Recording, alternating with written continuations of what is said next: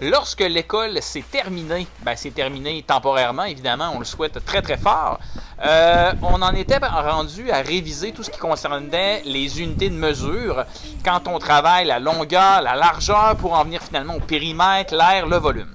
Alors, je vais t'avoir mis des photos de tableaux que j'ai réalisés pour te faire un petit rappel de comment on va passer d'une unité de mesure à une autre.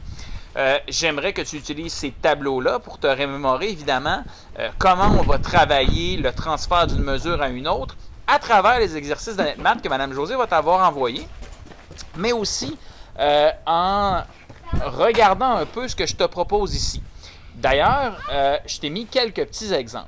Alors, se rappeler évidemment que si je veux mesurer un objet de 3500 mm, c'est pas vraiment très pratique comme unité de mesure si je veux parler avec quelqu'un et me faire comprendre de dire « Oh, regarde, mon auto est à peu près longue de 3500 mm. » De dire que ça mesure 3,5 mètres ou 3,500 mètres, mais on dirait pas ça, donc 3 mètres et 5 dixièmes d'un mètre, ce serait quelque chose de plus commun.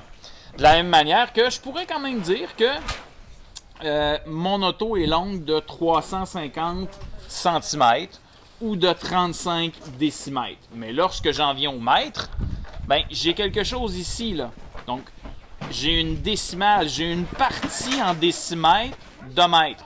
Donc, je vais dire 3,5 décimètres, ou plutôt 3 mètres et 5 dixièmes de mètre. Donc, si on prend un autre exemple, que le cône qui se trouve devant moi là-bas mesure 15 cm. Je pourrais aussi dire qu'il mesure 15 mm, ou plutôt qu'il mesure 1 décimètre et 5 dixièmes d'un décimètre. Oui, il vante. Donc, on va transférer comme ça. Donc, 150 mm, 15 cm ou 1 décimètre. Il me reste quelque chose dans mes centimètres ici. Donc, j'ai 1 décimètre et 5 dixièmes d'un décimètre. Autre exemple, quand je parle de kilomètres, j'ai 3 km. Mais si je veux faire un peu de compétition à M. Bruno puis dire avoir de l'air d'être un compétiteur extraordinaire en frais de course, je pourrais lui dire que j'ai plutôt fait 3 millions de millimètres à la course, ce qui a l'air vachement plus gros. Donc, je peux dire que j'ai 3 km de fait, ou plutôt 3000 mètres, 30 000 décimètres, 300 000 centimètres, ou plutôt 3 millions de millimètres. Ça, c'est un athlète. Essayez de faire mieux, M. Bruno.